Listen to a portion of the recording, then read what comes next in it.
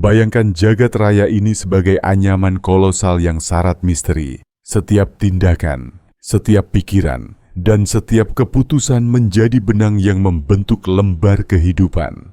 Tak ada sesuatu pun hadir secara acak. Tak satu pun kejadian berdiri sendiri. Semuanya mengalir, terjalin dalam satu pola besar yang dikendalikan oleh hukum tertinggi, yang tak tergoyahkan oleh waktu ataupun kehendak.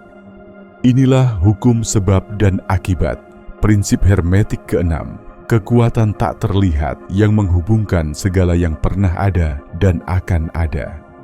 Ia memastikan bahwa di balik setiap sebab, terbentang akibat yang tidak dapat dihindari.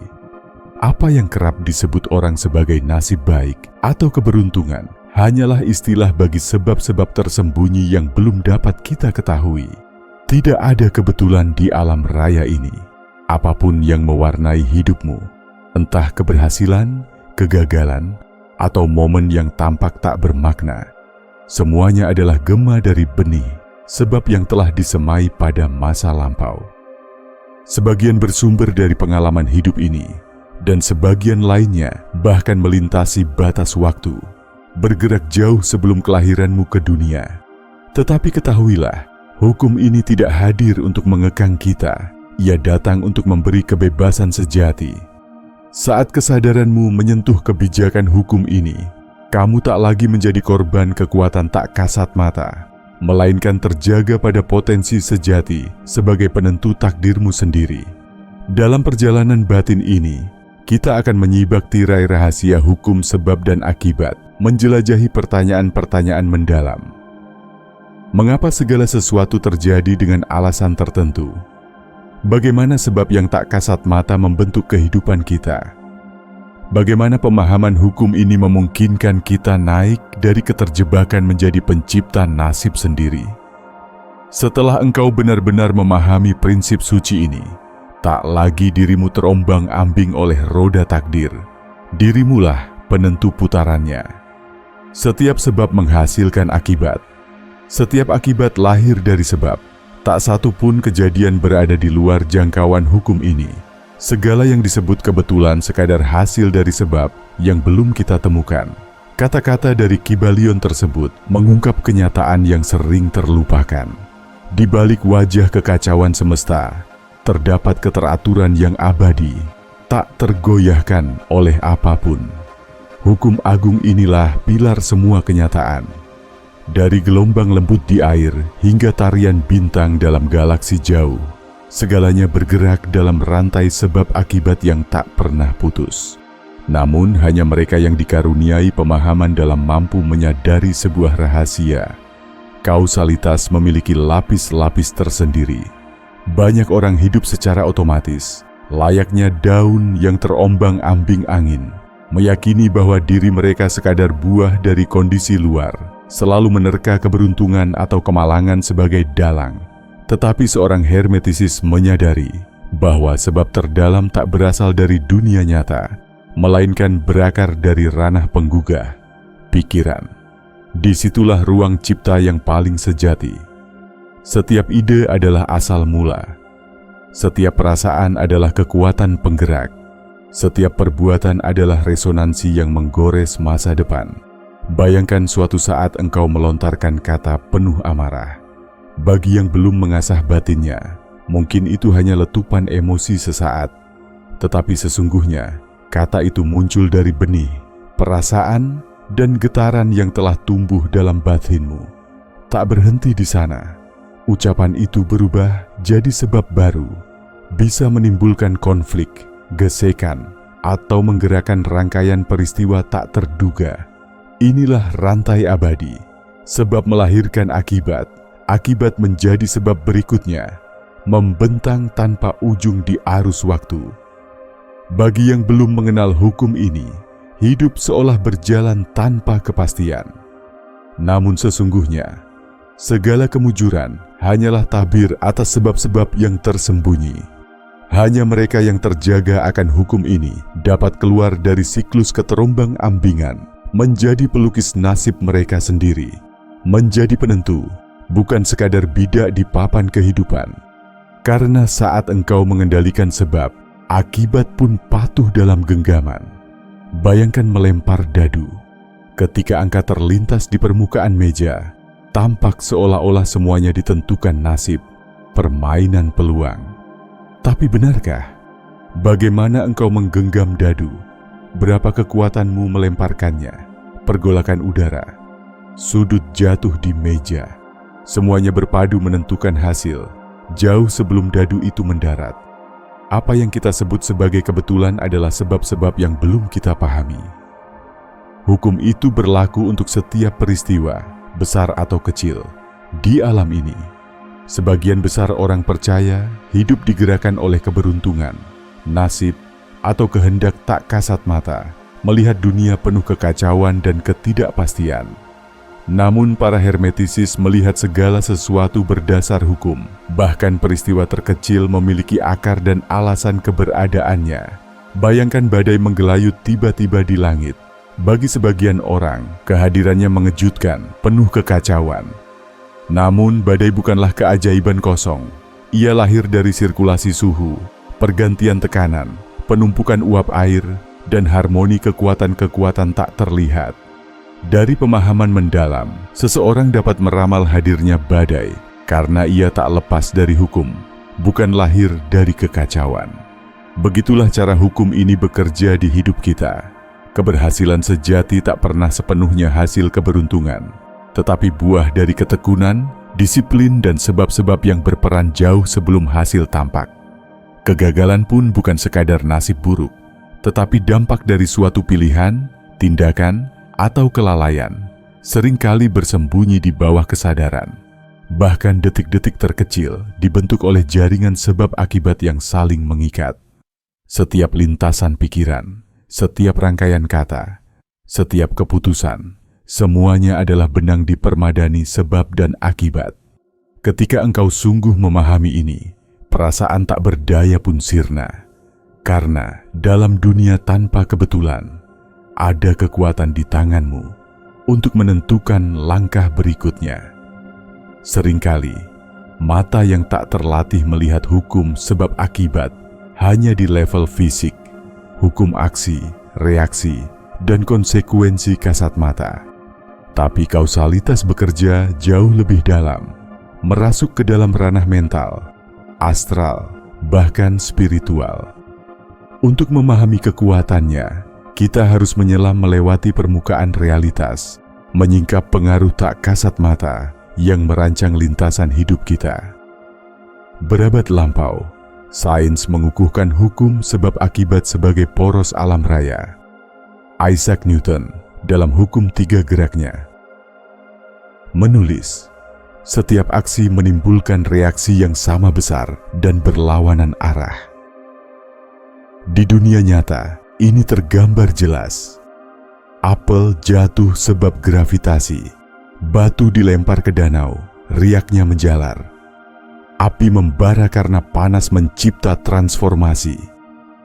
Namun bagaimana dengan wilayah-wilayah di balik dunia fisik? Karena sebab terkuat bukan berasal dari fisik, melainkan dari medan mental dan energetik. Penemuan terbaru ilmu pengetahuan perlahan membenarkan warisan kebijaksanaan kuno. Sebab akibat ternyata tak sekadar linear, melainkan berdimensi majemuk. Mekanika kuantum menemukan partikel saling terhubung lintas jarak, mempengaruhi satu sama lain seketika, menandakan hukum sebab akibat dapat menembus batas ruang dan waktu. Hermetik mengajarkan, apa yang terjadi di dunia nyata hanyalah bayangan tertunda dari ciptaan di tingkat yang lebih tinggi. Artinya, pikiranmu membentuk sebab sebelum sebuah tindakan terjadi. Emosi melepaskan gelombang pengaruh, jauh sebelum termanifestasi sebagai peristiwa nyata. Alam batin adalah sumber hakiki kehidupanmu di alam luar. Contohnya, jika pikiran dikuasai ketakutan dan perasaan negatif, engkau akan menarik pengalaman yang serupa. Namun keyakinan dan kehendak jernih akan menata dunia selaras dengan frekuensi batinmu. Bahkan kesehatan tubuh pun terpengaruh oleh sebab-sebab mental dan emosi yang mendahuluinya. Kaum hermetisis telah memahami ini jauh sebelum eksperimen modern mengonfirmasi. Franz Bardon, pengarang Initiation into Hermetics, menyampaikan, penciptaan sejati dimulai dari tataran lebih tinggi. Dunia nyata sekadar hasil dari apa yang digerakkan di balik layarnya. Maka, penguasaan hidup bermula dari pengolahan ranah batin. Tak cukup bereaksi pada hasil, kita harus mengendalikan pintu penyebab. Saat menguasai sebab, akibat pun hadir sebagai buah yang pasti. Karma. Sebab yang bergerak karma berasal dari kata Sanskerta yang bermakna tindakan. Namun pelukisannya jauh lebih kompleks. Ia tak sekadar menyangkut aksi fisik, melainkan juga pikiran, getaran rasa, dan niatan hati. Setiap sebab yang kita lepaskan, dalam pikiran, tindakan, perasaan, memancarkan gelombang ke seluruh tenunan keberadaan. Entah segera atau menanti waktu, gelombang itu akan berpulang pada sang pengirim. Disinilah seringnya orang keliru membaca karma. Ia bukan alat hukuman di tangan semesta, bukan pula hakim maha adil yang menanti memberi penghargaan atau pembalasan. Ia sekadar hukum sebab akibat dalam gerak. Apapun yang dihadirkan, itulah yang akan kembali. Namun, di balik itu tersembunyi rahasia. Akibat kadang tak selalu langsung hadir. Berbeda dari hukum fisika yang berjalan secara lurus, karma melintasi dimensi waktu. Satu benih yang ditanam hari ini boleh jadi baru menjadi pohon pada kehidupan mendatang. Kenapa ada yang tampak terus-menerus menderita, sementara yang lain menikmati kelimpahan tanpa banyak usaha? Kenapa ada yang bersusah payah menemukan kebijaksanaan, sedangkan yang lain datang dengan pemahaman mendalam? Karena karma tidak pernah musnah. Ia berputar, menanti musim yang sempurna untuk berbuah. Bayangkan dirimu menanam benih, sebagian tumbuh cepat, yang lain menunggu bertahun-tahun sebelum menembus tanah. Disinilah letak inti yang kerap dilupakan. Karma bukan hanya tentang apa yang kita lakukan, melainkan bagaimana niat kita saat melakukannya. Dua manusia bisa mengerjakan tindakan yang sama, tetapi tujuan mereka melahirkan karma yang berbeda. Sebagai ilustrasi, seorang hartawan berdonasi untuk amal. Jika niatnya ingin dianggap mulia, maka jejak karmanya menumbuhkan kelekatan dan ego. Seseorang yang hidup pas-pasan, tapi berbagi roti terakhirnya dengan ketulusan, menanam karma kasih tanpa syarat. Tindakan serupa, niat berlainan, membuat akibatnya pun bertolak belakang. Inilah sebab ajaran hermetik menekankan penguasaan batin ketimbang sekadar ritual fisik. Sebagaimana Bhagavad Gita mengingatkan, tindakan adalah kepastian, namun mereka yang bijaksana bertindak tanpa terikat pada hasilnya. Karma bukan respon pasif, melainkan daya aktif penciptaan. Kita bukan sekadar menerima buah dari masa lampau. Setiap detik, kita menumbuhkan sebab baru. Kesadaran atas hal ini memberi akses pada kekuatan hakiki, kemampuan mencipta takdir dengan kehendak sadar. Banyak manusia menjalani hidup merasa sebagai korban peristiwa, nasib, atau keberuntungan. Mereka menyalahkan dunia, masyarakat, keluarga, keadaan ekonomi, bahkan semesta gaib atas keterjepitan mereka. Pandangan seperti ini membangun penjara halus, menjadikan mereka sekadar penonton bagi kisah hidup sendiri. Padahal, hukum sebab dan akibat mengungkapkan esensi jauh lebih mendalam. Kita bukan korban dari kebetulan, melainkan arsitek dari kenyataan kita sendiri. Hidup tak menghadiahi atau menghukum. Kita tengah menapaki hasil dari benih sebab yang kita semai sendiri. Ketika kita betul-betul menerima kenyataan ini, sesuatu pun berubah. Kita terjaga pada kekuatan hakiki dalam diri. Langkah awal menuju penguasaan hidup adalah berani menanggung tanggung jawab penuh atas jalan hidupmu. Bukan bermakna menyalahkan diri atas segala kejadian, melainkan memahami bahwa baik lewat tindakan, pikiran, atau pola kebiasaan bawah sadar, kita turut menulis setiap babak kehidupan. Dengan pemahaman itu, kita berhenti bertindak reaktif, mulai jadi pemeran pencipta. Jika diri kita sendiri yang menulis kisah kemarin, mengapa tak mampu membentuk cerita untuk esok? Bayangkan pikiranmu seperti kebun subur. Setiap ide adalah benih.